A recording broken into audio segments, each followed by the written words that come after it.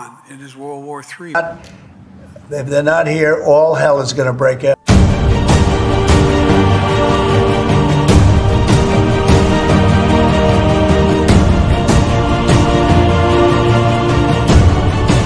Correcto, mi hermano, correcto. Claro, lo que pasa es que, obviamente, de esta línea profética se desprenden grandes temas. Claro, no es mi intención desviarme a otros temas, que es el punto que estamos tocando acá. Hay detalles ahí bastante importantes que son ignorados obviamente hoy en día. Solamente les hago a manera de, como dice, de publicidad o de cuña, como decimos aquí, cuña publicitaria, ¿no? Les tiro, o sea, les doy eso como un incentivo de un estudio, aparte otro estudio. Noten.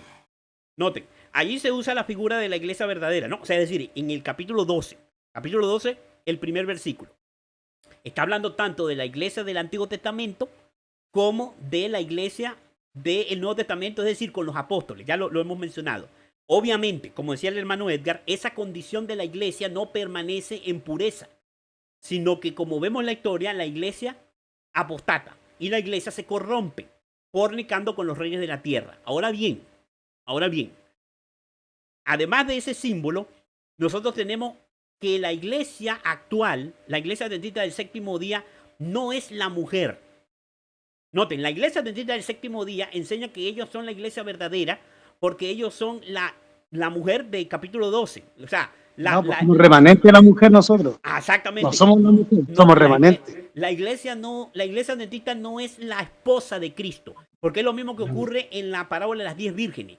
La esposa que está esperando al esposo en la parábola de las 10 vírgenes es una.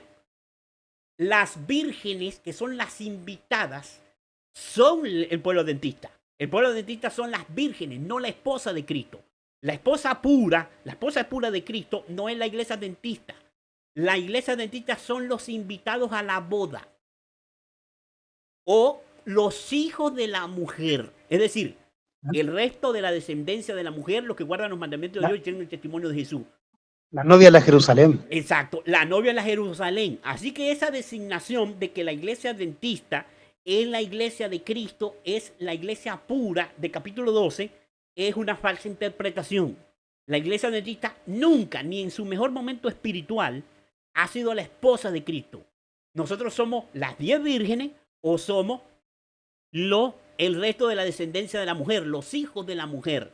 Nosotros somos los que quedamos en la última generación de lo que fue la mujer originalmente. La mujer de la antigüedad, la mujer del Antiguo Testamento y la mujer del cristianismo, o sea, de la iglesia cristiana que se corrompió. Ahora bien, eso solamente lo digo, claro, lo podemos estudiar con mucha más calma en estudios posteriores. Ahora bien, lo que estoy queriendo decir es que volvamos al capítulo 17, ¿verdad? A la lectura, para poder avanzar. Noten lo que dice entonces el pastor Urias Smith. Él sigue diciendo. Notemos, él dice acá. Bueno, para dar una presentación completa de ella, retrocede y da algunos de los hechos de la historia pasada. Los protestantes creen generalmente que la mujer apóstata, tal como se presenta en este capítulo, es un símbolo de la iglesia católica. Esta iglesia y los reyes de la tierra ha habido una conexión ilícita y con el vino de su fornicación o su falta de doctrina, los habitantes de la tierra han sido embriagados. Noten, el vino, como ya creo que nosotros lo entendemos, representa las doctrinas de Babilonia. Ahora noten algo interesante. Ya lo leímos. Dice que la mujer tiene una copa de oro llena de las abominaciones y del vino del furor de su fornicación. Nosotros hemos entendido que el vino son las falsas doctrinas de la iglesia católica. Ahora noten, el vino es el resultado de la fornicación de la ramera. Es decir, las falsas doctrinas son adoptadas por la iglesia cuando la iglesia comienza a buscar la unión con los reyes de la tierra. Noten, la mujer fornica, es decir, la iglesia fornica con los reyes de la tierra. Eso produce un vino que es del furor de su fornicación. Es decir, las falsas doctrinas son el resultado de relajar el cristianismo de hacer el cristianismo más fácil al mundo, porque estoy buscando el apoyo del mundo, el apoyo de los poderes de la tierra, el apoyo de los gobernantes del mundo, y yo rebajo el cristianismo, corrompo la doctrina, introduzco los errores populares del mundo y del paganismo dentro de las doctrinas cristianas o de las doctrinas del pueblo de Dios, y eso se convierte en una doctrina intoxicante. Es decir, en una doctrina muy popular, muy fácil de asimilar, pero que embriaga, intoxica y hace imposible que nosotros podamos entonces beber el vino nuevo, el vino puro de la palabra de Dios, que es la doctrina pura de Cristo. Ahora bien, noten, sigamos adelante en lo que nos dice el pastor William Smith para poder avanzar. Notemos. Él dice, iglesia y Estado. Esta profecía es más precisa que otras aplicables al poder romano. ¿En qué distingue entre la iglesia y el Estado? Aquí tenemos a una mujer, la iglesia, sentada sobre una bestia de color escarlata, el poder civil, por el cual es sostenida y que ella controla y guía para sus propios fines, como un jinete controla al animal sobre el cual está sentado. Entonces notemos lo que nos está mencionando acá. Aquí Urias Smith, muy acertadamente el pastor Urias Smith nos dice que aquí se nos está hablando de lo mismo que los pies de la imagen de Daniel 2, del barro y el hierro, pero se nos está hablando usándonos los símbolos de la bestia, de las bestias del capítulo 7 de Daniel capítulo 7. Se nos habla de una bestia, pero se nos habla de la unión entre la iglesia y el Estado, no como hierro y barro, sino como una mujer apóstata, una mujer ramera, que está encima del poder civil. Y que la mujer o la iglesia apóstata usa el poder civil para el cumplimiento de sus fines, así como un jinete usa su montura para, obviamente, para su propósito. Entonces, aquí se nos está mostrando el mismo símbolo que los pies en parte de hierro y en parte de barro cocido que vio Nabucodonosor en su sueño. Ahora bien, sigamos adelante, él nos sigue diciendo. Las vestimentas y adornos de esta mujer, tal como se presentan en el versículo 4, están en sorprendente armonía con la aplicación de este símbolo, pues la púrpura y la escarlata son los principales colores de las vestiduras de los papas y cardenales. Y entre las miriadas de piedras preciosas que adornan su servicio, según un testigo ocular, apenas se conoce la plata y el oro mismo. No se ve sino pobremente. Y de la copa de oro en su mano, símbolo de la pureza de la doctrina y de la profesión, que debería haber contenido solo aquello que no está adulterado y es puro, o, explicando la figura, solo lo que está en plena conformidad con la verdad, solo salieron abominaciones, y vino de su fornicación, símbolo adecuado de sus abominables doctrinas y prácticas aún más abominables. Entonces notemos que este símbolo es un símbolo sumamente interesante, el del vino. ¿Por qué razón? Bueno, se nos habla de la vestidura de la ramera, ya se hace la aplicación, que es el color predilecto de los jerarcas de la Iglesia Católica, el púrpura y el rojo. De hecho, fíjense, a raíz de la crisis de salud en la cual se encuentra el Papa actual, obviamente ya está por citarse el cónclave. Es decir, se están comenzando a reunir, están empezando a moverse. Ahí los vamos a ver. Los vamos a ver con sus vestiduras rojas, escarlata y púrpura. A la jerarquía de la Iglesia Católica. Ahora noten esto que él nos sigue mencionando. Entonces, estas doctrinas son sumamente abominables. Y de hecho, las prácticas de la Iglesia Católica y la depravación, es decir, la corrupción, la perversión de la doctrina cristiana, solamente tiene parangón cuando la comparamos con la fe católica y sus prácticas durante la Edad Media. Es una corrupción que más adelante lo vamos a ver, que sorprende por cómo puede haber un poder que profese tanto cristianismo por un lado y al mismo tiempo sea la misma boca del infierno. Es decir, sea un poder tan corrompido y tan apóstata. Ahora noten cómo sigue diciendo. El pastor Urias Smith lo dice así. Esta mujer es explícitamente llamada Babilonia.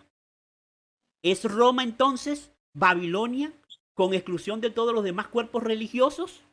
Él hace la pregunta. Porque esta mujer se dice es Babilonia. Pero entonces él pregunta, ¿es Roma entonces Babilonia con exclusión de todos los demás cuerpos religiosos? Él responde, no.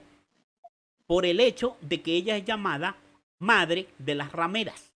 Como ya se ha notado, lo que muestra que hay otras organizaciones religiosas independientes que constituyen las hijas apóstatas que pertenecen a la misma gran familia. Eso a nosotros obviamente es bastante evidente y bastante claro de entender por cualquiera. Aquí, si bien la ramera Babilonia señala directa y de forma específica a la Iglesia Católica, en la misma descripción nos dice que esa ramera no está sola. Esa ramera tiene hijas que también son rameras, como ella. Es decir, organizaciones religiosas que tienen como origen la Iglesia Católica y que han repetido la actuación de la madre. Es decir, también ha buscado el apoyo del poder civil y han buscado ¿qué? Corromperse en su doctrina. ¿El hermano Edgar levantó la mano?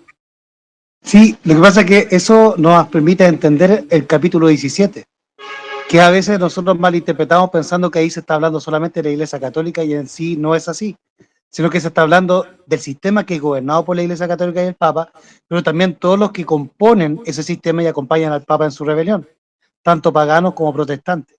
Ahora, ahí usted saltó un tema ahí que, bueno, no es tema doctrinal, pero él habla de algo histórico que ocurrió en 1825 con el Papa León XII. Y el Papa León XII, por allá por 1825, acuñó una moneda, una medalla de oro, que es verídica, existe, y ya se mencionó él, Urias mira aquí, con la leyenda Sedet Super Universum. Si ustedes googlean ese concepto que aparece aquí de Urias Smith, Sedet, dice Sedet Super Universum, que significa el mundo entero es nuestra sede.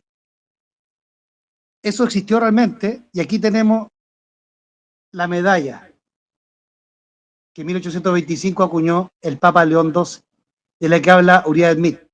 Aquí no se ve mucho porque esta es la medalla original, ¿perfecto?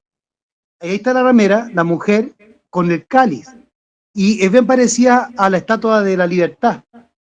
Ahora, lo interesante es que acá aparece un dibujo de ella.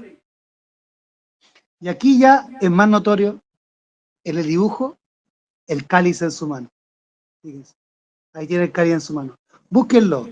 Obviamente por aquí no se puede ver bien, pero si ustedes lo googlean, buscan la palabra que cita el hermano Urias Smith, que se llama Sedet Super Universum, y Google le va a mandar, van a imágenes y van a aparecer las medallas de este Papa con la efigie. Mire, aquí aparece un dibujo mucho más claro. Permíteme y para darle paso al hermano. Miren, ahí tiene el cáliz en la mano, ¿qué cosa? La mujer. Esto no fue hecho por protestantes ni por adventistas, sino por el Papa Pío XII, perdón, León XII, en que ellos mismos como Iglesia Católica se autodenominan como la ramera de Apocalipsis. Ellos saben quiénes son. Lo que pasa es que el católico laico y la gente protestante no saben quién es la Iglesia Católica, pero los papas saben muy bien quiénes son ellos. Hermano, disculpe. No, muchísimas gracias, mi hermano. Muchísimas gracias por ese aporte. Muy importante porque es una evidencia histórica de la identidad de este símbolo. Ahora bien, sigamos adelante. El pastor Urias Smith ahora entonces pasa al versículo 6 en su libro, ¿verdad? Versículo 6 dice, de Apocalipsis 17, y vi a la mujer ebria de la sangre de los santos y de la sangre de los mártires de Jesús, y cuando la vi quedé asombrado con gran asombro. Él también lee el versículo 7 y dice, y el ángel me dijo, ¿por qué te asombras? Yo te diré el misterio de la mujer y de la bestia que la trae, la cual tiene las 7 cabezas y los 10 cuernos. Noten cómo él entonces comenta, el pastor Urias Smith dice, una causa de asombro. ¿Por qué Juan se maravilló con gran asombro cuando vio a la mujer embriagada con la sangre de los santos? ¿Acaso la persecución del pueblo de Dios era algo extraño en sus días? ¿No había visto a Roma lanzar sus más encarnizados anatemas contra la iglesia? Estando él mismo desterrado bajo su cruel poder, en la época en que escribió?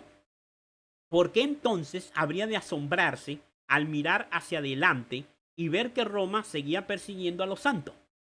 El secreto de su asombro era precisamente este. Toda la persecución que había presenciado había sido de la Roma pagana, el enemigo abierto de Cristo. No era extraño que los paganos persiguieran a los seguidores de Cristo, pero cuando miró hacia adelante y vio a una iglesia profesamente cristiana persiguiendo a los seguidores del Cordero y embriagada con su sangre, no pudo sino maravillarse con gran asombro. Ahora, noten esto interesante. Quiero aprovechar aquí la oportunidad para, obviamente, hablar de esta reflexión que está haciendo el pastor Uriah Smith y mencionar otros puntos. Noten, él está diciendo que él se asombró, Juan se asombró a causa de que este era un poder, el poder el cual estaba viendo era un poder que se hacía pasar como cristiano, pero era un poder ampliamente perseguidor, cruel y despótico. Es decir, una mujer ebria de la sangre de los santos. Ahora, noten esto interesante. Aquí dice que estaba ebria, borracha de la sangre de los santos. Pero ¿por qué está borracha de la sangre de los santos si estás bebiendo de la copa del furor de su fornicación? Bueno, hermano, porque los santos caen bajo la negación de sus doctrinas. Y sus doctrinas son precisamente dogmas que deben ser aceptados y que el que no los acepta es perseguido. Entonces, las doctrinas de origen católico, que son realmente de origen pagano, son doctrinas intolerantes. Son doctrinas que establecen la intolerancia. Y son doctrinas que generan en aquellos que las creen y que las sostienen intolerancia. Por eso la ramera está borracha con el vino del furor de su fornicación, pero al mismo tiempo está ebria de la sangre de los santos. Porque el sostener estas doctrinas hace que sea un poder excesivamente perseguidor, intolerante y despiadado con aquellos que no aceptan sus doctrinas. Por esta razón, hermano, nosotros siempre debemos entender que la intolerancia, hermano, la intolerancia religiosa no tiene cabida en la vida y experiencia, enseñanza, predicación de aquellos que dicen sostener la verdad. Y de aquellos que dicen ser del pueblo de Dios, nosotros no debemos ser intolerantes. Porque la intolerancia es el resultado de estar embriagado de doctrinas falsas. Si usted está bebiendo doctrina verdadera, si usted está bebiendo del vino, que es la sangre de Cristo, usted más bien está preparándose para seguir el ejemplo de Cristo, de sacrificarse por la verdad, y no está buscando si es necesario que los demás, para aceptar la verdad, tengan que ser humillados, tengan que ser perseguidos, tengan que ser calumniados y todo lo demás. Todas estas cosas están fuera del espíritu de aquellos que no tienen ningún contacto con ¿qué? Ni con la fornicación, porque estoy hablando de los 144,000, ¿verdad? Porque dice que los 144,000 no se contaminaron con mujeres porque son vírgenes. Entonces, un adventista del séptimo día de esta generación no contaminado con Babilonia debe tener mucho cuidado de que su espíritu esté completamente erradicado ¿de qué? De todo espíritu de intolerancia. Porque la intolerancia es el resultado de tener doctrina de Babilonia. Ahora bien, sigamos adelante. Un punto aquí, hermano, un punto aquí que quiero resaltar es un detalle que el pastor Uriah Smith no va a mencionar. Pero este ya es la segunda vez que él ya no lo va a mencionar. O sea, que él no lo va a resaltar. Y forma parte de lo que cuando volvamos a revisar el capítulo, porque nosotros estamos revisando la interpretación histórica, es decir, la interpretación pionera, estamos revisando porque encima de ella vamos a construir. Es decir, una vez que la terminemos, vamos a volver a empezar el capítulo y vamos a comenzar a ver los detalles que Uriah Smith no resalta. porque sencillamente a lo mejor él no comprendió, pero que están allí y que nos van a arrojar información adicional para nosotros poder ampliar la visión que él nos está presentando en su libro. Aquí en este versículo, ya quiero es mencionarle que si ustedes quieren y están leyendo ahí sus Biblias, le pongan una marquita porque después vamos a volver ese versículo a analizar un detallito que está allí que aparentemente Urias Smith pasa por alto. Ya hay otro anteriormente marcado, pero de todas maneras este es donde se ve más claro. Y cuando volvamos de nuevo a rastrear el capítulo, vamos a darnos cuenta de un detalle que está presente en este versículo que él no lo resalta, es decir, no lo explica. Ahora bien, sigamos adelante en la lectura. Dice acá, versículo 8, él salta al versículo 8, dice así. La bestia que has visto era y no es y está para subir del abismo e ir a perdición, y los moradores de la tierra, aquellos cuyos nombres no están escritos desde la fundación del mundo en el libro de la vida, se asombraron viendo la bestia que era y no es y será. Él sigue leyendo, dice, esto para la mente que tenga sabiduría. Las 7 cabezas son 7 montes sobre los cuales se sienta la ramera o la mujer, y son 7 reyes, versículo 10. Son 7 reyes, 5 de ellos han caído, uno es y el otro aún no ha venido, y cuando venga es necesario que dure breve tiempo. La bestia que era y no es también la octava, y es de entre los 7 y va a la perdición. Ahora noten, él interpreta entonces ahora estos versículos. Y él dice, Roma en 3 fases. Él dice lo siguiente, la bestia de la que habla aquí el ángel es evidentemente la bestia escarlata. Una bestia salvaje como la que aquí se presenta es un símbolo de un poder opresor y perseguidor. Y aunque el poder romano como nación tuvo una existencia larga e ininterrumpida, pasó por ciertas fases durante las cuales este símbolo le era inaplicable y durante las cuales, por consiguiente, podría decirse que la bestia en profecía como la presente no era o no existía. Ahora noten lo que él está tratando de decir acá. Él obviamente está haciendo una aplicación. Él está haciendo una aplicación de que esta bestia escarlata es ¿qué? Es Roma. ¿De dónde él sacó esa aplicación? Bueno, él está asociando esta bestia escarlata con el dragón escarlata del capítulo 12 de Apocalipsis, porque es la misma línea profética. La línea profética empieza en el capítulo 12 con el dragón escarlata que se para delante de la mujer, y ahora él ve una bestia escarlata y él obviamente sabe, esta es Roma. Ahora noten, él nos dice que la designación de bestia solamente se aplica a una nación cuando la nación es perseguidora. Obviamente, cuando nosotros vamos al libro de Daniel y nosotros vamos al capítulo 7, allí se presentaron bestias a Daniel. El león, el oso, el leopardo y la cuarta bestia espantosa y terrible que tenía un cuerno pequeño. Todos estos eran poderes perseguidores del pueblo de Dios, o fueron poderes perseguidores del pueblo de Dios a lo largo de la historia, desde Babilonia, Medo-Persia, Grecia, Roma, en su fase pagana y papal.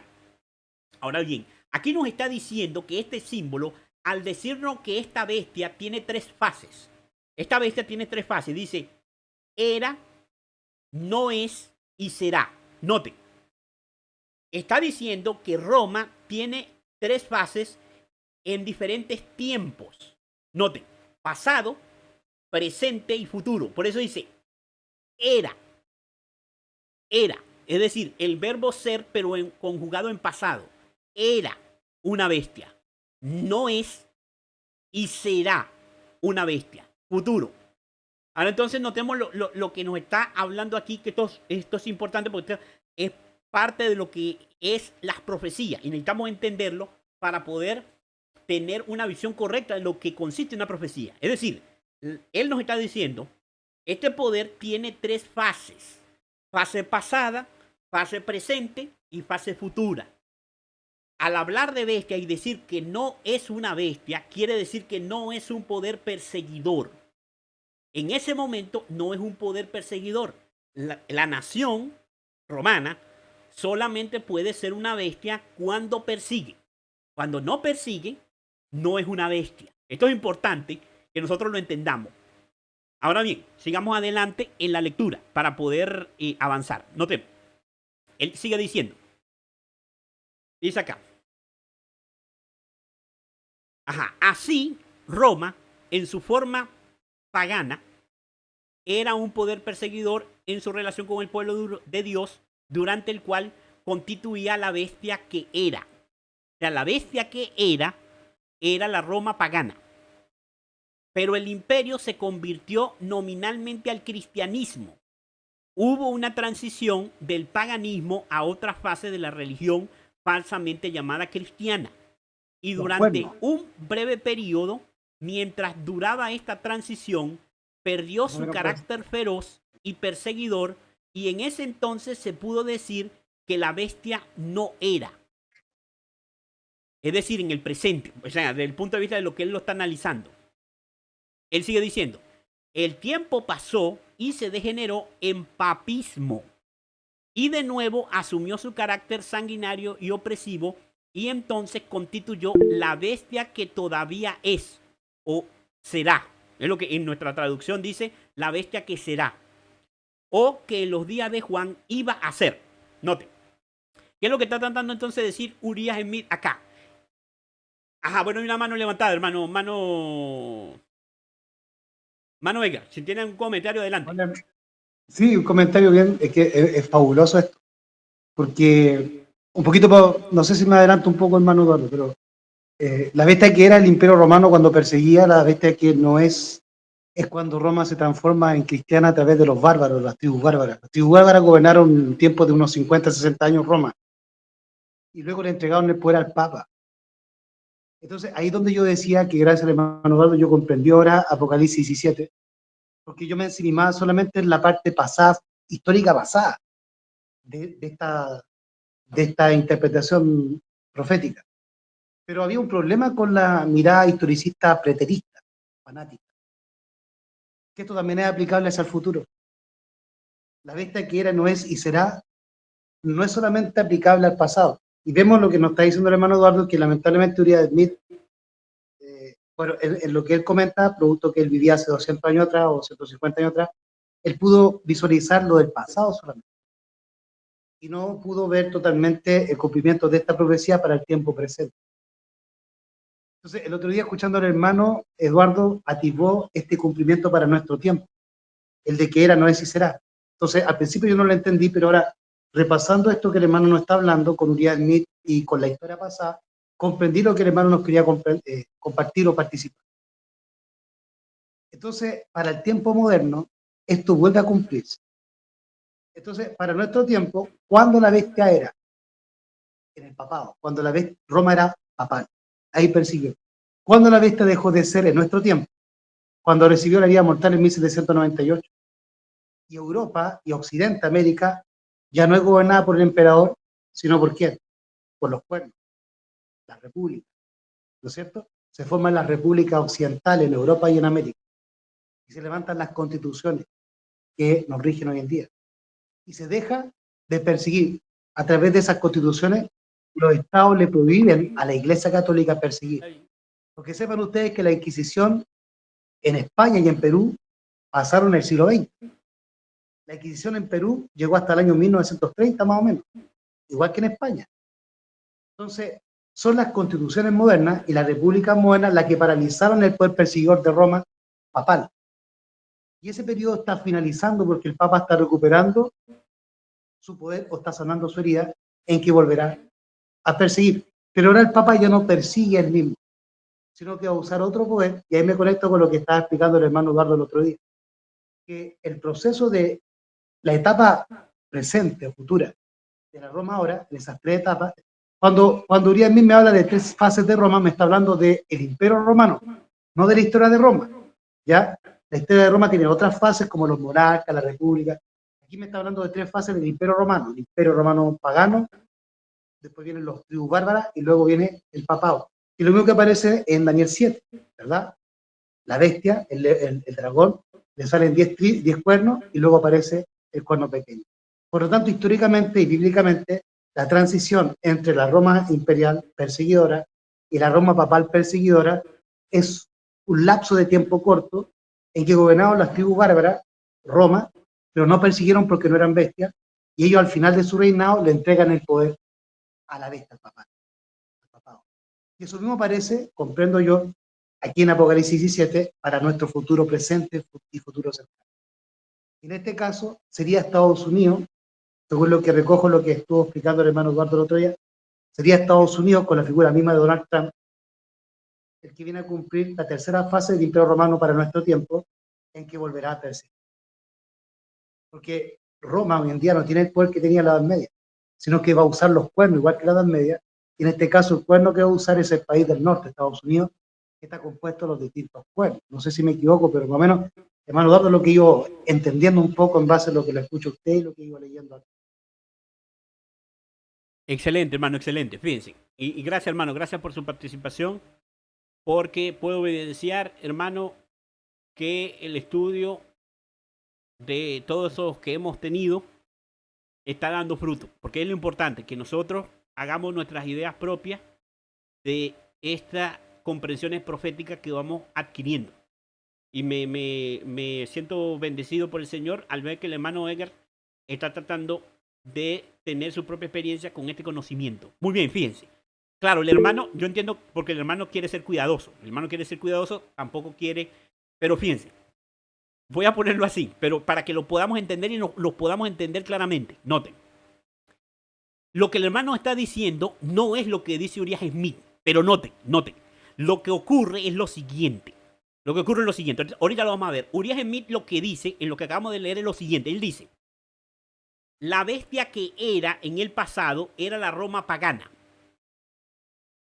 que llega un momento en que se convierte al cristianismo falsamente. Él dice al falso cristianismo. Eso es en la época de Constantino.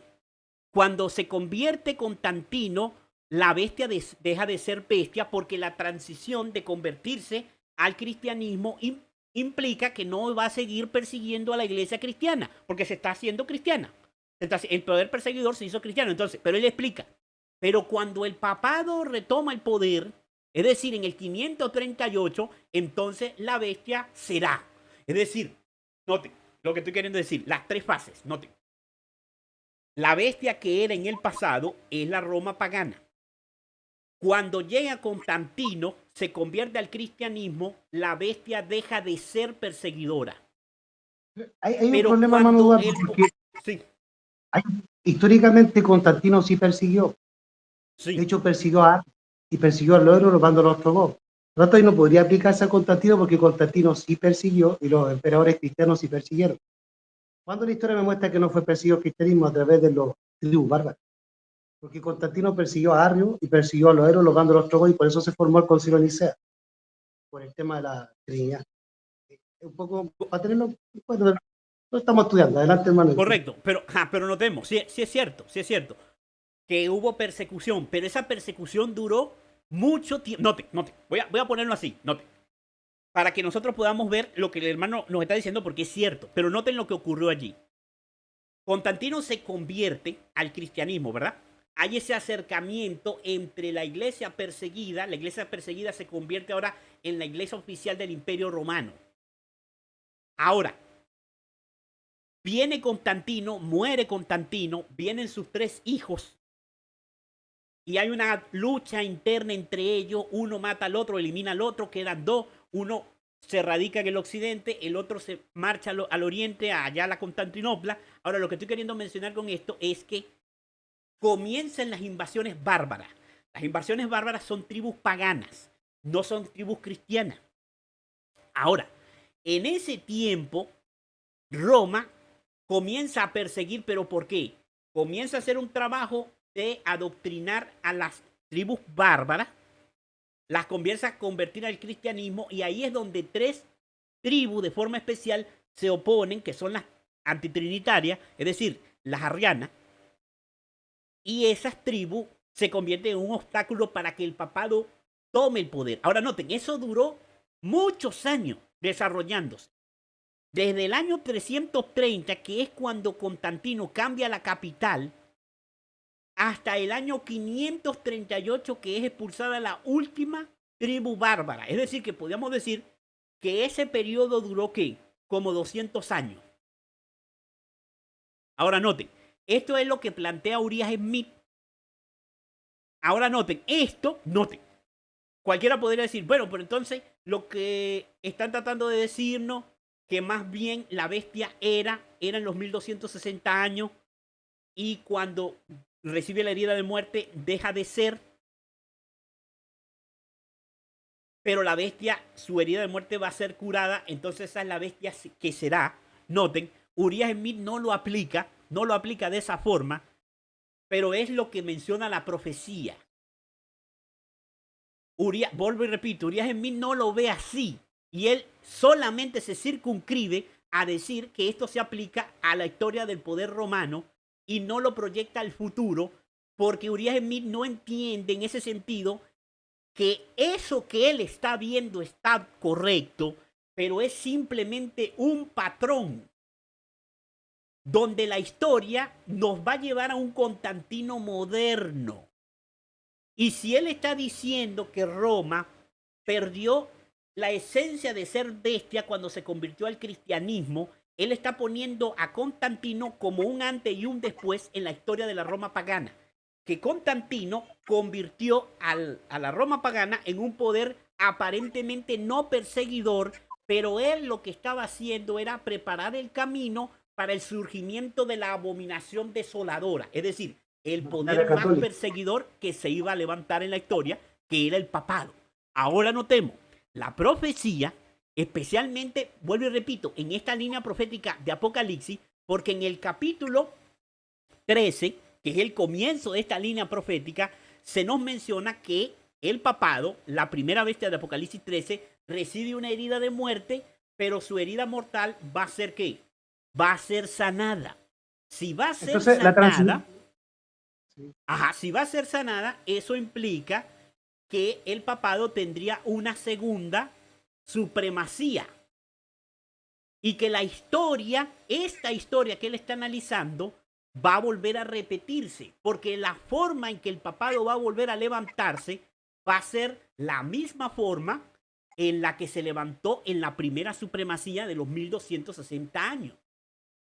Él no lo ve así, vuelvo y repito, él no lo ve así porque él, noten, esto tiene que ver también, hermanos, con el hecho de que ellos, como adventistas del séptimo día, eran como los israelitas que salieron de Egipto, que ellos no pensaron que iba a tomar tanto tiempo llegar a la tierra prometida. Ellos pensaron que todo se iba a cumplir en su generación.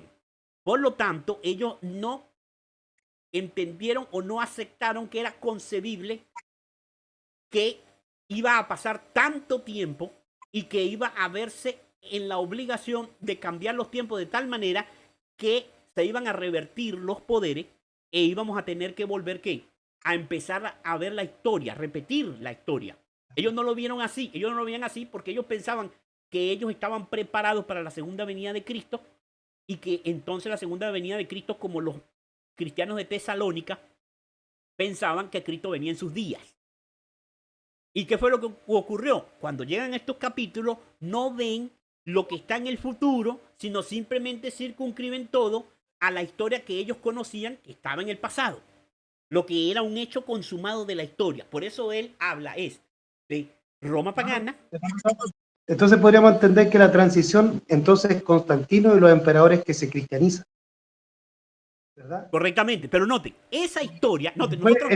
Sí. Estos emperadores cristianizados le dan el pase a las tribus bárbaras que gobiernan muy poco tiempo, y después finalmente las tribus bárbaras son las que le entregan el poder al Papa, que se hace del poder finalmente medieval. Correctamente. Es interesante que usted lo puede aplicar ahora para el tiempo presente. Sí. Muy interesante. Fíjense cómo tendríamos una aplicación actual de ese patrón que nos está dando Uriah Smith. Noten. El patrón que nos da Uriah Smith es correcto. Su interpretación es correcta. El problema de Uriah Smith es que él solamente lo presenta como la única forma de verlo. Era lo que les mencionaba anteriormente de la intolerancia al aumento de conocimiento. Ahora noten. Noten, si yo entiendo entonces, noten, tomo el patrón que él plantea. Roma pagana es la bestia que era en el pasado. El periodo de transición desde Roma convertirse en cristiana es un periodo en que la bestia dejó de ser bestia con Constantino hasta el año 538, donde el papado se levanta, toma todo el poder y la bestia vuelve a ser una bestia. Ahora noten, él está planteando esas tres fases de Roma. Esas tres fases se aplican a la actualidad, como lo planteó el hermano Edgar. Noten. Coincidimos, hermano, porque al final usted igual coincide conmigo en el sentido, claro, usted está colocando a Constantino, yo al principio no lo colocaba, pero ahora comprendo que es parte de la transición, que luego va a pasar por los emperadores cristianizados, caen los emperadores cristianizados, vienen los reyes germánicos y finalmente le entregan el poder al Papa. Así que al final es la misma transición. Noten, porque ahí hay un patrón. Sí, es aprender más. Pues. Sí. Ahí tenemos que ser tolerantes. Sí, fíjense, lo que pasa es que necesitamos leer de tal manera con un criterio amplio. No lo estoy diciendo que nosotros necesitamos es verlo de otra manera. Lo que pasa es que nosotros se nos ha enseñado porque nos han muy acotado, no decíamos una mirada muy acotada, muy teológica, muy claro. Tenemos que ampliar la mirada y entender más profundamente. Correctamente. Voy a leerlo. Fíjense, voy a leer lo que él dice para que podamos ver dónde está la clave. Note cómo dice. Él vuelve a repetir para que quede clara la idea. Dice. Note. Él dice así. En las profecías como la presente no era o no existía así Roma en su forma pagana era un poder perseguidor en su relación con el pueblo de Dios durante el cual constituía la bestia que era. La bestia que era Roma pagana. Pero el imperio se convirtió nominalmente al cristianismo. Esa conversión nominal al cristianismo fue por Constantino.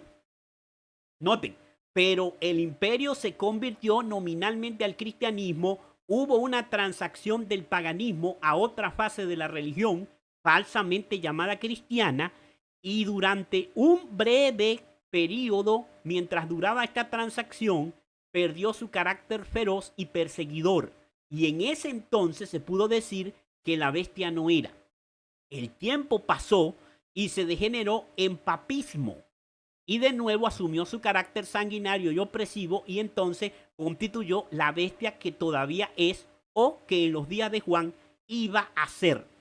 Ahora noten algo interesante aquí que no puedo dejar de señalar antes de pasar a la explicación. Noten, lo que nos está diciendo Urias Smith aquí es un principio de interpretación del método historicista de interpretación de las profecías.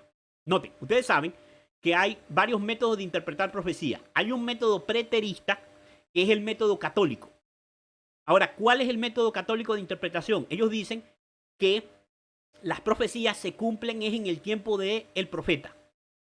O sea, en relación al tiempo del profeta. Por eso ellos vienen y dicen que este conteo de las 7 cabezas son unos césares romanos y que eso se cumplió en el tiempo de Juan, que era un César pagano de la Roma pagana antes de que la Roma se hiciera cristiana, y todo eso se cumplió allí antes del año 100, es decir, antes de la muerte de Juan. Entonces, eso es la interpretación preterista católica. La interpretación futurista, noten, la interpretación futurista es la que nosotros vimos hace años, que es que dice que toman las 7 cabezas, o sea, las 7 cabezas de cuáles estamos hablando aquí, de que la bestia era, no es y será, porque está en relación con 5 han caído, 1 es, y el otro está para subir del abismo, pero es necesario que dure breve tiempo, y después vendrá el octavo. Esa es una secuencia que está más adelante, pero está en relación con estas tres fases de Roma. Hay algunos que vienen y dicen que eran papas. Eso lo estaban poniendo en el futuro. Entonces dijeron que, noten lo interesante, unos dijeron primero que Juan Pablo II era el último papa. O sea, el papa, el octavo papa. ¿Se acuerdan, hermano? Iba a resucitar. Claro, que era el séptimo y el octavo. Exactamente. Eso viene del mundo evangélico. Después exacto. Déjame hacer un paréntesis. Lo que pasa es que cuando murió el Papa Juan Pablo II, yo era evangélico, no era adventista. Entonces, esa interpretación de los 7 papas nace en el mundo evangélico y luego entra o penetra en el mundo adventista. como entran todas las falsas doctrinas del mundo evangélico al adventismo. Pues muchos adventistas se van a escuchar a pastores evangélicos y ahí penetran estos vinos. Y ahí apareció la interpretación de los 7 papas con el Papa Pío del 1929 y tal.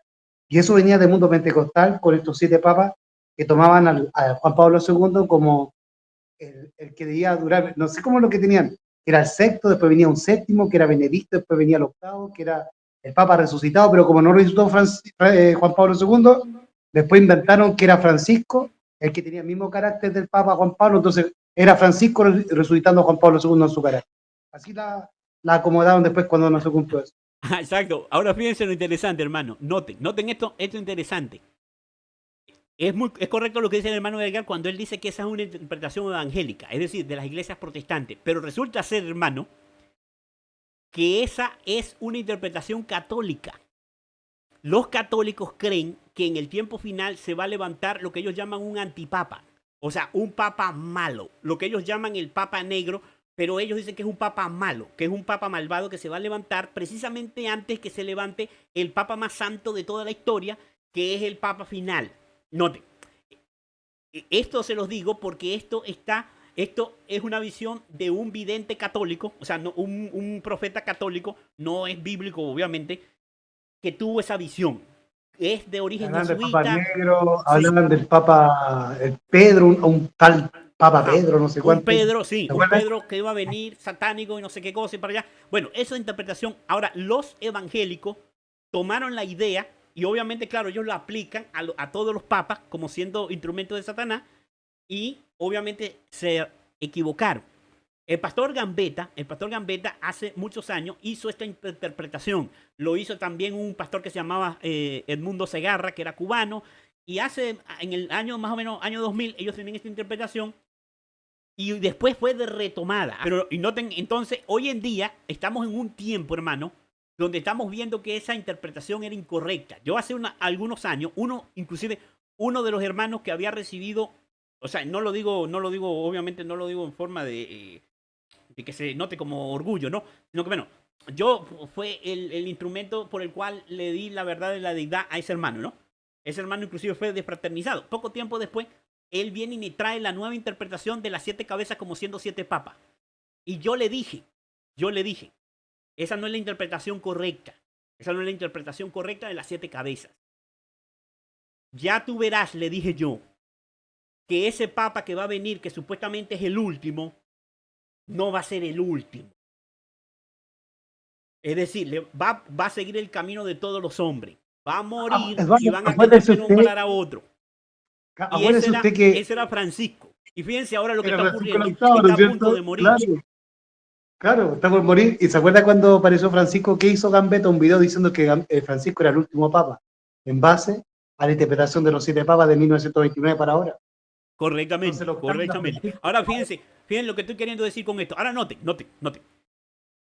Esa es el método futurista, esa interpretación. Ahora, el método que usaron los pioneros, que usó Guillermo Miller y que usa Uriah Smith en su libro, es el método historicista. ¿En qué consiste ese método historicista? El método historicista consiste de la siguiente manera. Las profecías comienzan a cumplirse en el tiempo del profeta que la recibe. Pero la profecía nos lleva al fin del mundo. Es decir, no se queda en la época del profeta, sino que a partir del momento en que el profeta la recibe, nos lleva al fin del mundo. Por eso nosotros vemos, porque eso es claramente visible en la Biblia, porque por eso Daniel, primero en las profecías del capítulo 2, capítulo 7, se le coloca un símbolo a Babilonia, que es la cabeza de oro y el león de 2 alas, del capítulo 7. Cuando cae Babilonia y Daniel tiene otra visión profética, ya Babilonia no está como imperio universal, ya ha sido derrotada y por eso sale del escenario de las profecías. Y la profecía comienza con el carnero, que es Medo-Persia, porque ya Babilonia había caído, ya no era necesario que volver a usar un símbolo en base a un imperio que estaba caído, sino que la profecía avanzaba, entonces avanzaba a la luz de la historia en ese momento presente del profeta. Por eso en el capítulo 8 no hay símbolo para Babilonia y en el capítulo 11 tampoco se nos habla de Babilonia, porque ya en la época de Daniel ya Babilonia había sido derrotada por los medos y los persas. Ahora, por eso en el Apocalipsis que fue dado a Juan, la historia comienza a correr desde el tiempo de Juan. Las 7 iglesias son 7 iglesias que literalmente existían en el tiempo de Juan, pero su mensaje se expandía hasta el fin del mundo. Eran iglesias que eran tomadas como símbolo de las 7 etapas del cristianismo y por eso las 7 mensajes de las 7 iglesias representan 7 fases de la historia del cristianismo hasta el cristianismo en su fase final, que es la Odisea, en el fin del mundo. Y así sucesivamente. Los sellos, las trompetas comienzan en la historia del Imperio Romano porque Juan está en el Imperio Romano, no en Babilonia. No, Cristo no le iba a dar una revelación de un símbolo que era aplicable a Babilonia, a Medo-Persia o a Grecia, a Juan. Porque esa no era la época de Juan. La época de Juan, él ya estaba en el Imperio Romano y por eso la historia de Apocalipsis es desde la historia del Imperio Romano. Ahora bien, esto es un principio que nosotros debemos entender para poder identificar cuál es el método correcto de interpretación profética, que vuelvo y repito, es el historicista o el histórico, como se le llamen. Noten, no lo confundan con lo que los teólogos adventistas dicen, el método histórico crítico. No, esa es la perversión del método. Este es el método de interpretación profética que se llama historicista. Ese método fue el que, vamos a decirlo así, acuñó, por decirlo de una manera, Guillermo Miller. No fue que él lo inventó, porque él lo tomó a su vez de los reformadores protestantes y de aquellos que estudiaban la profecía, como Joseph Wolf, inclusive el mismo Isaac Newton, etc. Pero lo que estoy queriendo mencionar es que vean la diferencia clara entre un método y otro. Ahora, ¿por qué menciono esto en relación con este versículo que estamos leyendo acá? Porque después vamos a volver y nos vamos a dar cuenta que lo primero que hace el capítulo, que Uriah Smith, vuelvo y repito, no lo ve. Uriah Smith no lo ve, pero lo primero que hace este capítulo es ubicar al profeta en otro lugar. Es decir, una cosa que no se hace en las demás líneas proféticas, ni las de Daniel, ni las de Apocalipsis, sino es en este trozo, en este capítulo 17. Aquí Juan, lo primero que nos dice el capítulo 17, y después lo vamos a analizar, pero solamente quiero que lo vean, que era lo que yo había mencionado anteriormente, de que era otro detalle que Uriah Smith no menciona, es que el capítulo 17 comienza diciendo: vino entonces uno de los 7 ángeles que tenía las 7 copas y habló conmigo diciéndome. Este ángel es uno de las 7 copas, es decir, del capítulo 16, donde están las plagas postreras. Las 7 copas de las plagas postreras. Es decir, eso es después del tiempo de gracia, cuando caen las copas. Pero a fin de entender el castigo de la gran ramera, tenía que volver al pasado. Pero ¿a cuál punto del pasado tenía que volver Juan? Uriah Smith toma que es el punto del pasado de su vida, literal. Es decir, que él murió alrededor del año 100, dicen algunos estudiosos, ¿no? Juan. Entonces, Uriah Smith toma que en algún momento de ese periodo es que cuenta esta profecía y que por lo tanto él estaba parado en ¿dónde? En el tiempo del Imperio Romano pagano. Pero resulta que el versículo 1 dice que el ángel le dice: ven acá y te mostraré la sentencia de la gran ramera, la que está sentada sobre muchas aguas. Versículo 2, con la cual han fornicado los reyes de la tierra y los moradores de la tierra se han embriagado con el vino del furor de su fornicación. Y el versículo 3 dice: y me llevó en espíritu al desierto. O sea, está la iglesia del Nuevo Testamento. Exacto, noten. El profeta está siendo movido de su tiempo al desierto, pero noten, no es el desierto del Antiguo Testamento, sino el desierto de esta línea profética del capítulo 12. Ajá. Y cuando ustedes van al capítulo 12, noten, vamos rapidito al capítulo 12. Simplemente que hay algunas características del pasado para que usted identifique a Roma, pero en realidad el capítulo 17 está proyectado hacia el futuro, hasta a presente y futuro. ¿O no, hermano Eduardo? Correctamente. Noten. En el capítulo 12 nos ayuda a identificar cuál es ese desierto que en el capítulo 17 va a ser llevado Juan.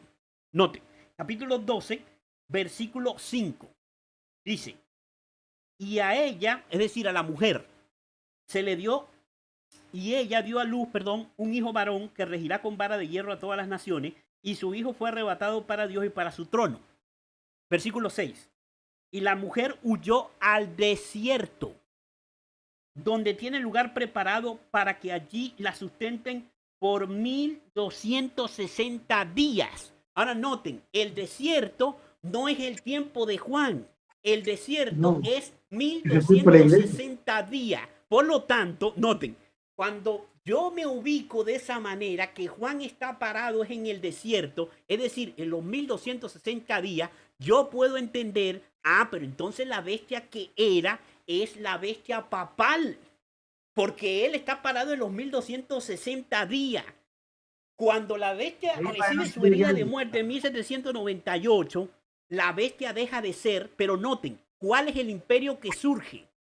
Noten, no Entonces, son los 10 estamos entendiendo pueblos. las cosas como unidad. Sí. Hermano, la interpretación oficial que teníamos los historicistas hasta el día de hoy era lo que quedó de los errores de Uriah Smith en la iglesia oficial.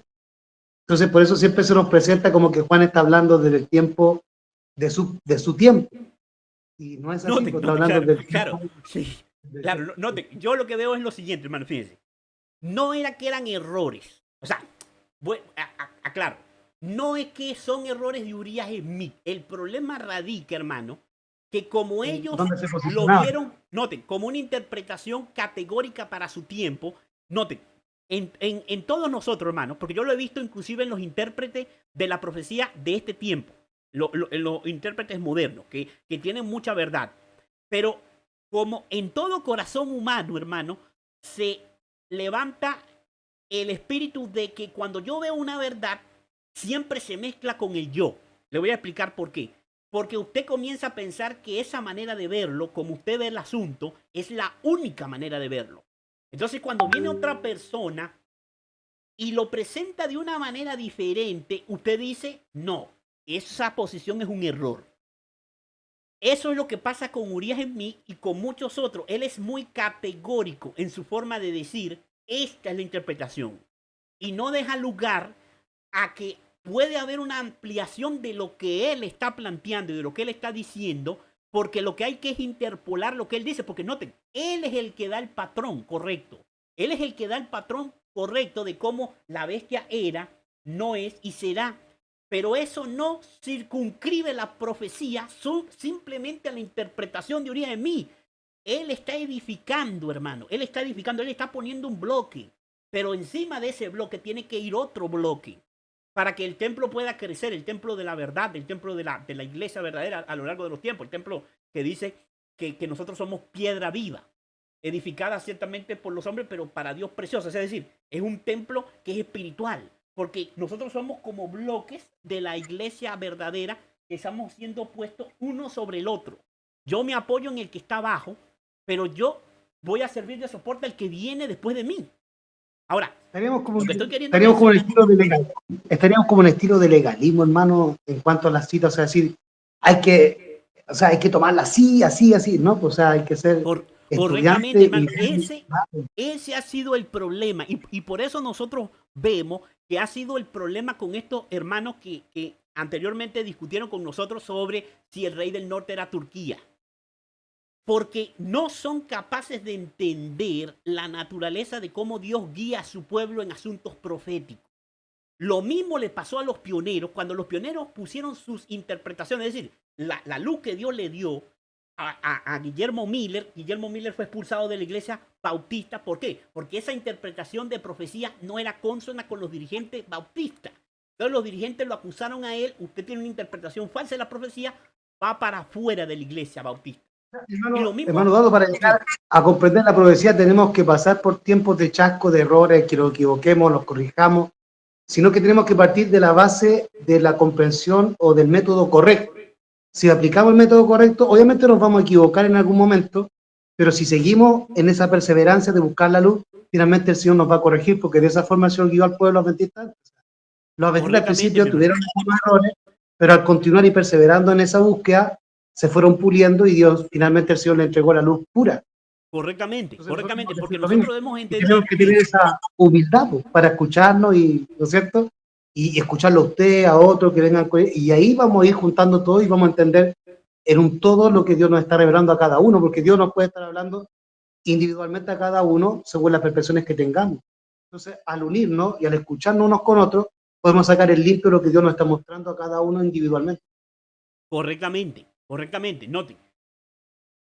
Ese es el crecimiento de la iglesia, del cuerpo de Cristo. Por eso es que dice, la mano no le puede decir al ojo, o el ojo no le puede decir a la mano, no, no te necesito, vete de mí.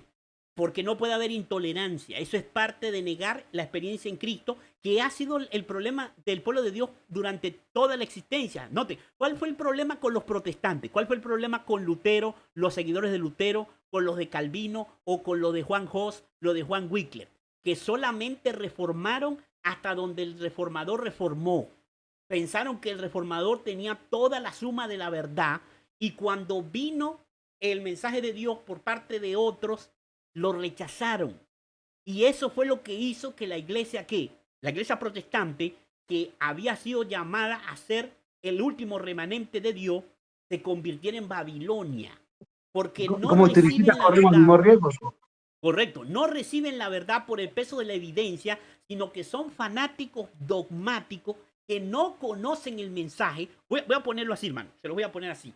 Estos hermanos que son muy expertos para sacar, volviendo al punto del rey del norte, como siendo Turquía, que son muy expertos de sacar las citas de Urias Smith diciendo que el rey del norte en los últimos versículos es Turquía, son hermanos que solamente tienen esas citas para discutir del punto.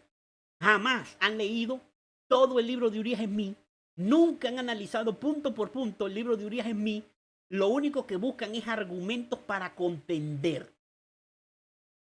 Ese espíritu fanático, ese espíritu de ser dogmático, es un espíritu completamente opuesto al mensaje del tercer ángel. Usted podrá estar aparentando que está defendiendo el mensaje del tercer ángel, pero si usted lo que hace es estudiar para buscar armas, o sea, tomar declaraciones de la Biblia, del espíritu de profecía, como armas para iniciar disputas, controversias doctrinales, usted no ha entendido el mensaje del tercer ángel, porque estudiar la Biblia y estudiar el espíritu de profecía y las grandes verdades del mensaje del tercer ángel son para transformarnos a nosotros mismos, para tener el carácter de Cristo. Y el carácter de Cristo es un carácter de amor, de tolerancia, de paciencia, de humildad, donde yo reconozco humildemente que otro puede tener una comprensión más avanzada de los temas bíblicos, y yo debo examinarlo a la luz de la Biblia, a la luz del espíritu de profecía, y yo debo entonces estar dispuesto a aceptar, porque eso es parte de la experiencia del sellamiento, porque eso fue parte de la experiencia del mensaje de 1888. El problema en 1888 fue que como vino Waggoner y Young, y Waggoner y Young no tenían reputación para ese momento de pionero, los pioneros verdaderos, los que estaban trabajando en la obra de 40 años atrás, no quisieron aceptar su testimonio porque aparentemente ellos eran nuevos, eran novatos en el mensaje. Pero ellos no debieron haber hecho eso, sino tener la experiencia de la hermana White. La experiencia de la hermana White cuando escuchó el mensaje de Waggoner y Young, ¿cuál fue? Esto es lo mismo que yo he estado estudiando y conversado con mi esposo durante años. Es decir, la hermana White ya entendía el mensaje de 1888. La diferencia fue que Waggoner y Young lo presentaban de una manera más categórica porque eran hombres más jóvenes y eran hombres más, digamos, ardientes en el sentido de su temperamento. Eran hombres más directos de palabra y presentaron el tema de una forma categórica. Y los otros pastores no pudieron soportarlo porque no era la forma como ellos lo habían escuchado anteriormente y porque no venía de los labios de las personas que ellos estaban esperando que viniera un mensaje de aumento de luz, es decir, un conocimiento más avanzado en algún punto de la verdad. Pero la hermana White sí tuvo la experiencia y cuando ella escuchó a Wagner y John, ella se dio cuenta que ella tenía años Hermano hablando Dono, con por su eso esposo de hay ese una cita de la punto. hermana Juárez que habla lo Sí, que usted dice, sí, que dice que hay personas en el mundo adventista y cristiano que no aceptan las verdades sino vienen de las personas que ellos esperan que vengan esas verdades. Quizás ese testimonio que ella escribió fue por lo que ella vivió, experimentó de los mismos pioneros en 1888. correctamente. Entonces ellos Correctamente. esperaban que quizás se levantara un Jaime White, una hermana White, un Urias Smith, o sea, los que eran pioneros históricamente, y no fue así, sino que se levantaron unos pipiolos. Recuerden que a John Wagoner se les trataba de pipiolo. ¿Qué quiere decir? Jovencito. Se los Exactamente. trató, Butler los trató de pipiolo, claro, Como unos los novatos rebajaron. los trataron, como unos novatos incipientes, o sea, unas personas que estaban recién llegadas al adventismo, que no entendían bien los hitos antiguos y que por lo tanto estaban desviando la atención de los hitos antiguos. Y resulta ser que fueron los hombres a los cuales le dio la revelación de la esencia del mensaje del tercer ángel. Ahora noten, volviendo a la profecía, volviendo a lo que estamos estudiando, hermano, noten, entonces, de todas maneras, después vamos a volver a repasar. En el próximo estudio lo vamos a volver a hacer. Así que si alguno no está entendiendo bien, no se preocupe porque vamos a volver a repasar. Ya habiendo entendido la posición de Urias Smith, después vamos a volver otra vez al principio del versículo para analizar esos otros detalles que Urias Smith no resalta acá en su capítulo, en el libro de Daniel. Ahora, lo que estoy entonces queriendo decir con esto, porque ya que toqué ese punto lo voy a aclarar, noten en lo siguiente, que ese versículo 3 y el versículo que leí anteriormente, que yo les dije, háganle una marca a este versículo porque después vamos a volver a él, que es el versículo 7, donde dice, y el ángel me dijo, ¿por qué te asombra? Yo te diré el misterio de la mujer y de la bestia que la trae, la cual tiene 7 cabezas y 10 cuernos. Noten lo que dice el versículo 6 también, dice, vi a la mujer ebria de la sangre de los santos y de la sangre de los mártires de Jesús, y cuando la vi quedé asombrado con gran asombro. Noten, ese versículo me añade evidencia adicional de en qué punto de la historia está parado Juan. Y que por lo tanto me va a permitir identificar cuál es la bestia que era en pasado, no es en presente para él y será en futuro para él. Yo necesito identificar dónde está parado Juan.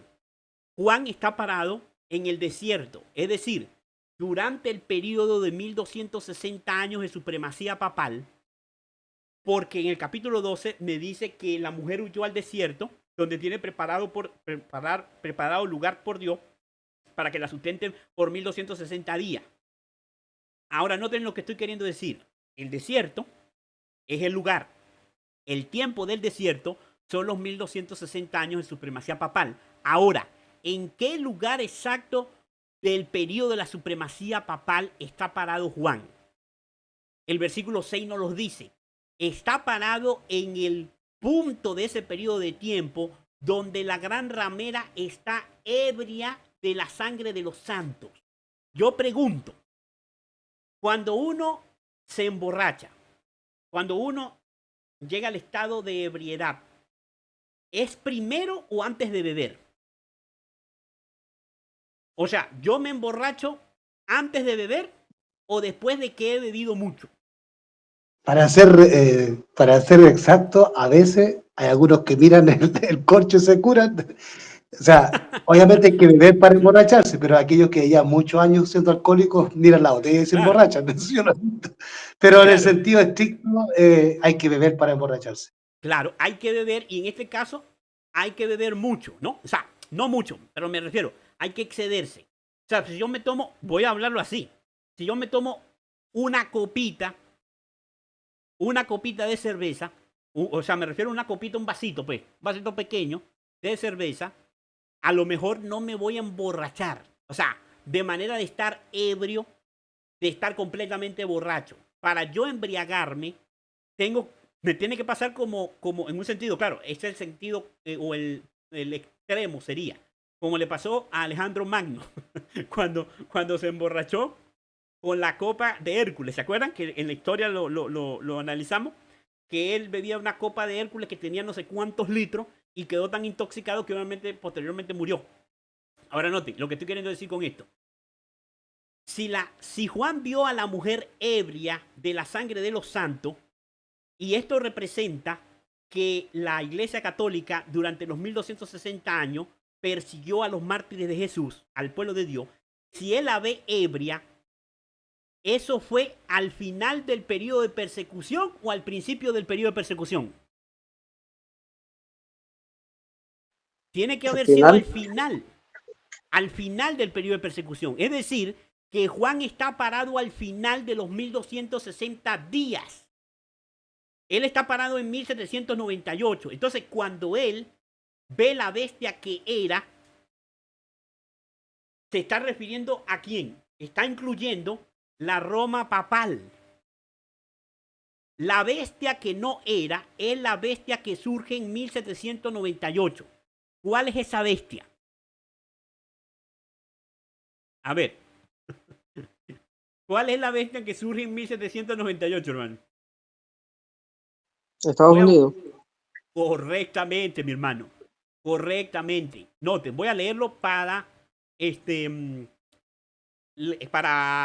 confirmar lo que el hermano nos está diciendo. En 1798, la bestia que no era bestia era Estados Unidos de Norteamérica. Voy a leerlo. Noten. Noten como dice acá. Voy a buscarlo por acá. Déjenme buscarlo. Noten, aquí está. Conflicto de los siglos, página 436 en esta versión digital. O pueden también ubicarlo en el capítulo 26, los Estados Unidos en la profecía. La hermana White dice, conflicto de los siglos.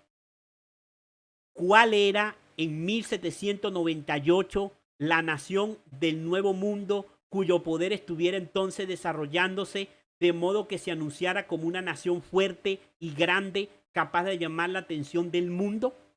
Ella dice, la aplicación del símbolo no admite duda alguna. Una nación, y solo una, responde a los datos y rasgos característicos de esta profecía. No hay duda de que se trata aquí de los Estados Unidos de Norteamérica. Te puedo Ahora, noten, compartir una cita. Mira, Eduardo, Ajá, dígame, hermano. Diga, hermano. hay una cita corta del comentario de la hermana White del CTA de Apocalipsis 17:13, cuando dice que los cuernos tienen un propósito de entregar la autoridad al Papa, a la bestia. Entonces, se conecta con lo que tú estabas leyendo y con otras citas que hay que dice que el protestantismo es el que le va a volver el poder al Papa, como lo dice Apocalipsis 13. Entonces, en ese protestantismo están los cuernos, o los reyes de la tierra, con los cuales se asocia la mujer. Entonces dice, estos tienen un mismo propósito, habrá un vínculo universal de unión, una gran armonía, una alianza de las fuerzas de Satanás, y entregarán su poder y su autoridad a la bestia. Así se manifestará el mismo poder arbitrario y opresivo contra la libertad religiosa, la libertad de adorar a Dios conforme a los dictados de la conciencia, como lo hizo antes el papado, cuando persiguió a los que se atrevían a no conformarse con los ritos y las ceremonias religiosas del romanismo. En la lucha que se librará en los últimos días, estarán unidos en oposición al pueblo de Dios todos los poderes corruptos que se han apartado de la lealtad a la ley de Jehová. En esta lucha, el día de reposo del cuarto mandamiento será gran punto de disputa, pues es el mandamiento del día de reposo, se identifica el gran legislador y creador. Entonces ahí nos está diciendo lo que usted nos está diciendo finalmente, o sea, nos está colocando como punto de partida del poder perseguidor al papado. Luego hay una fase en que el Papa no persigue, que es cuando recibe la vida y Occidente se transforma en república. Pero luego a través del poder de Estados Unidos va a volver a perseguir.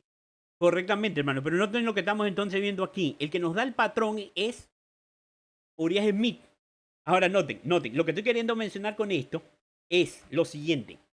Noten, él dice que la bestia no era bestia. ¿Por qué razón? Porque la bestia había aceptado nominalmente el cristianismo.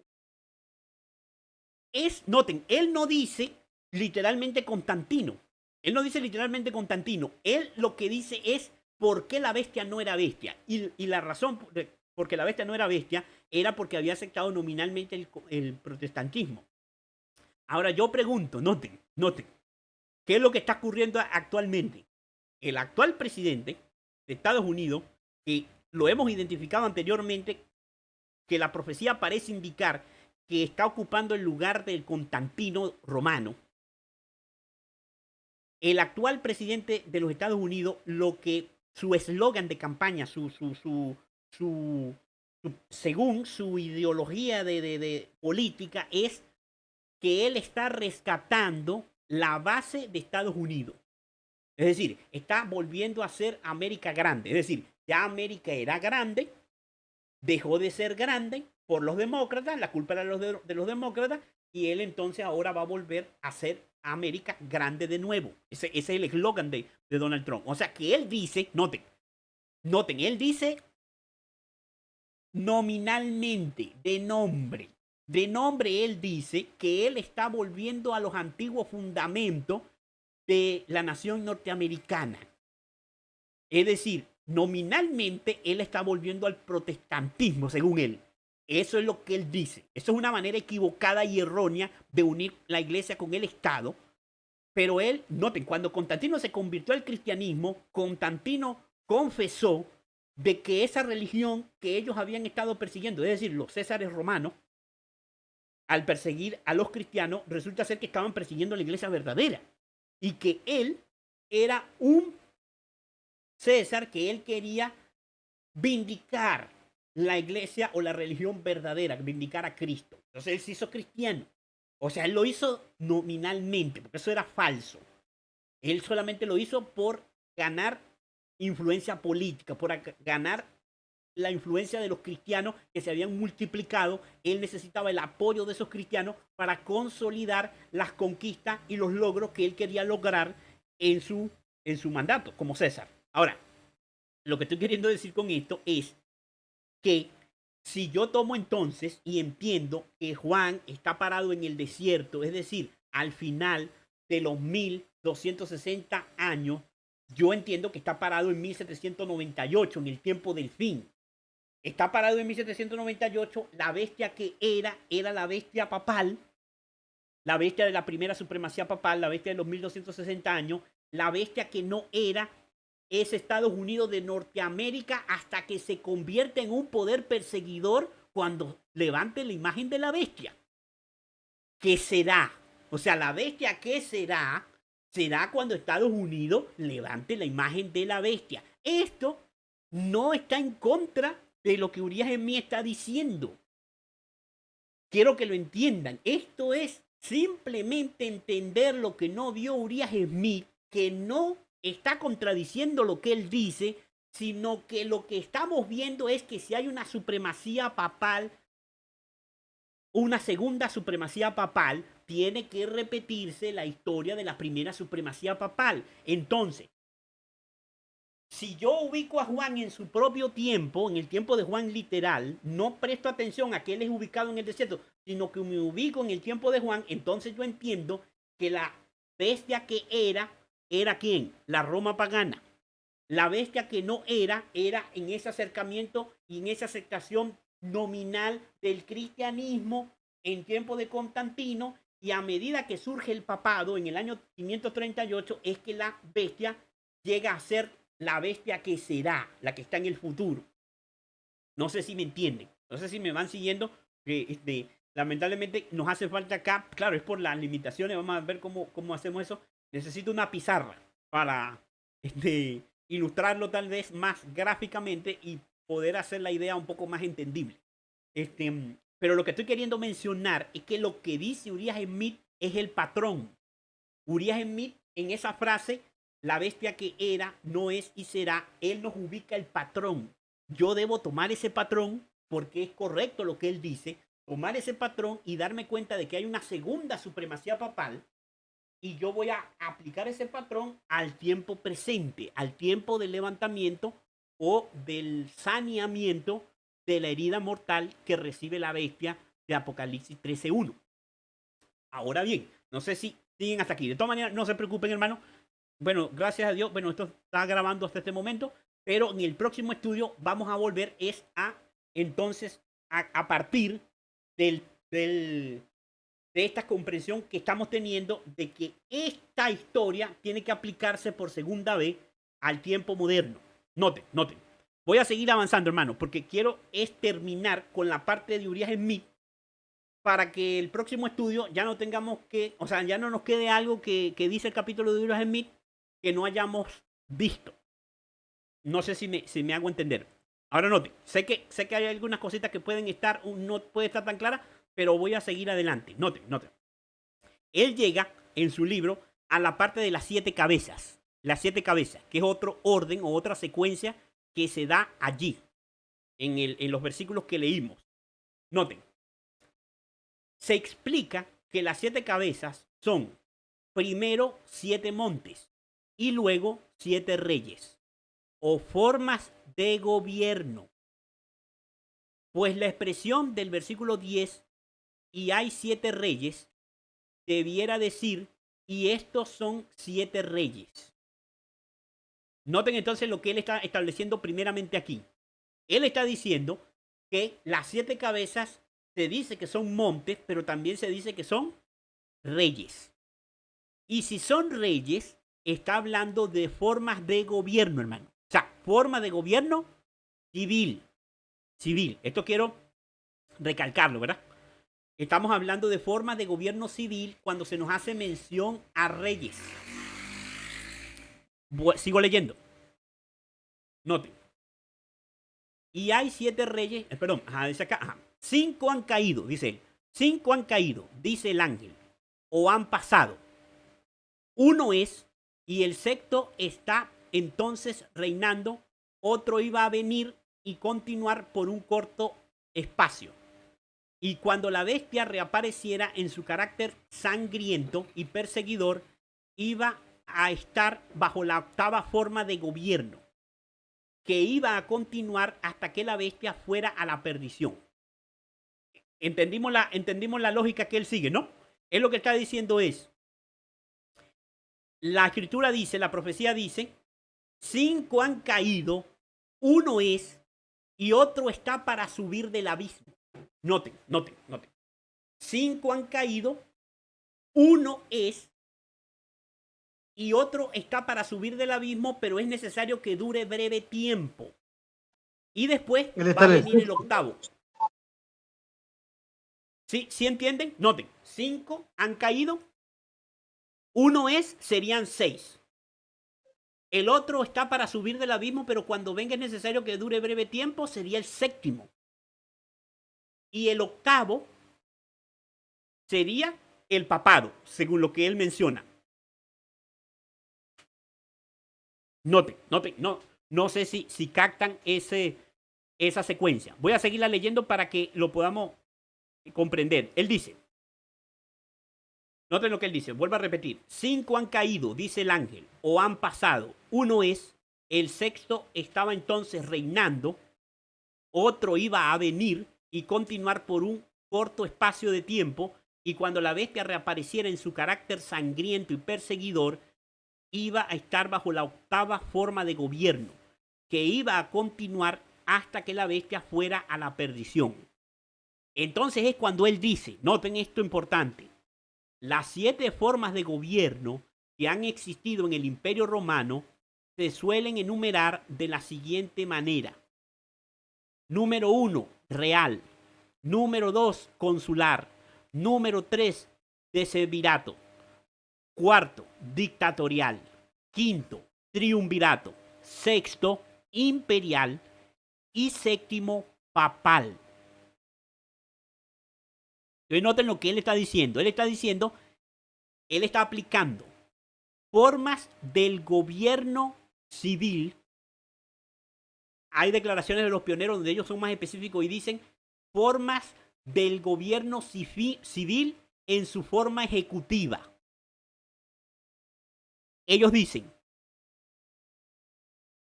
real, consular, decemvirato, dictatorial, triunvirato, imperial y papal. Sería la séptima. Ahora noten lo que él explica. Él dice, los reyes, los cónsules, los decemvirios, los dictadores y los triunvirios habían desaparecido en la época de Juan. Noten, él está aplicando que él está partiendo de la época de Juan, es decir, antes del año 100. Él vivía bajo la forma imperial, que sería ¿qué? La sexta. Dos más iban a surgir durante o después de un tiempo.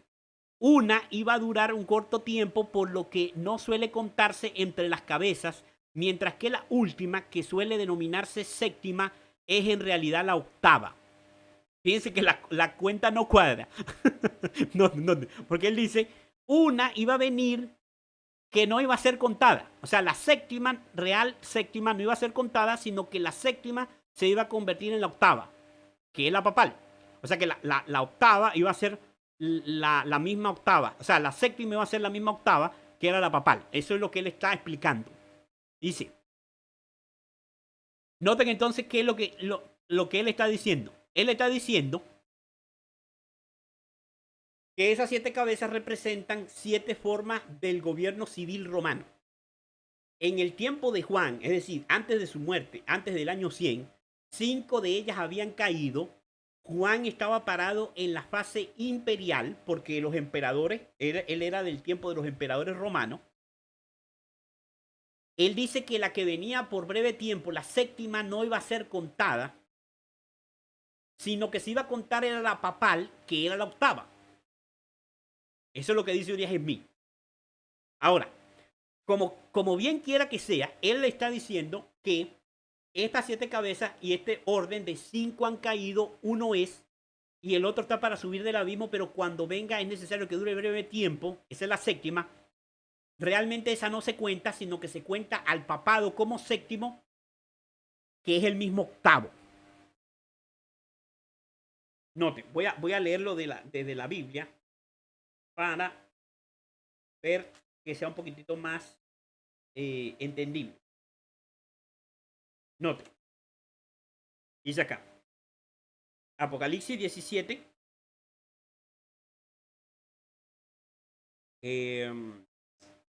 10. Bueno, 9 y 10. Esto para la mente que tenga sabiduría. Las 7 cabezas son 7 montes sobre los cuales se sienta la mujer. Y son 7 reyes. 5 de ellos han caído. Uno es y el otro aún no ha venido. Y cuando venga es necesario que dure breve tiempo. Y la bestia que era y no es también el octavo. Y es de entre los 7 y va a la perdición. Noten entonces lo que él está diciendo. 5 han caído. Uno es el presente. El que es uno es el que no es bestia. Porque son las 3 fases anteriores que él explica. Noten, la bestia era, son los 5. La bestia no era, es el sexto. Uno viene por breve tiempo y es necesario que dure breve tiempo y después viene el octavo. Esa es la bestia que será. ¿Cómo puede ser el séptimo el Papa si debe durar breve tiempo cuando el Papa en su primera fase duró 1260 años? O sea, en la fase papal, el Papa duró más que el Imperio Romano. Entonces, ¿cómo podría decirse que la séptima cabeza es el Papa y también el octavo, cuando la séptima debe durar breve tiempo y la séptima debe entregarle el poder al octavo? Noten. Hago la aclaración. Él lo que está diciendo es que la cabeza que dura breve tiempo es el periodo de transición. El periodo de transición entre la bestia, cuando deja de ser bestia, que se convierte nominalmente, y entonces hasta que el Papa aparece en 598, ahí es el octavo. O sea, el 598 hasta 1798. Ajá, ¿sí? El séptimo es una transición. Ajá, ok, eso es lo que él está planteando. Pero noten. La transición. Pero la corporación tomó eso y hizo una. Claro, noten, lo que pasa es que, fíjense, esto no es fácil de entender, hermano. Yo entiendo que esto no es fácil de entender. Claro, tampoco lo estamos ilustrando. Por eso le decía, tengo que escribirlo, que ustedes lo vean visualmente para tratar de digerirlo. Porque noten lo que dice el versículo. El versículo dice, esto es para la mente que tenga sabiduría. O sea, esto no es para cualquiera. Dice, esto es para la mente que tenga sabiduría. Decía el versículo 9. Las 7 cabezas son 7 montes sobre los cuales se sienta la mujer. O sea, esto no lo va a entender todo el mundo correctamente. Es difícil de entender, es lo que quiero decir. Note, entonces, Lo que estoy queriendo mencionar entonces con esto, hermano, es que Uriah Smith nos dice que esas 7 cabezas son 7 formas del gobierno civil, del gobierno ejecutivo, del poder ejecutivo de Roma. Ahí él las mencionó, no las voy a volver a mencionar. Lo que quiero es que graben es la aplicación que él le da.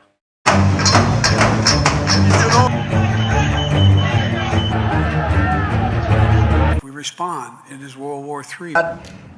If they're not here, all hell is going to break out.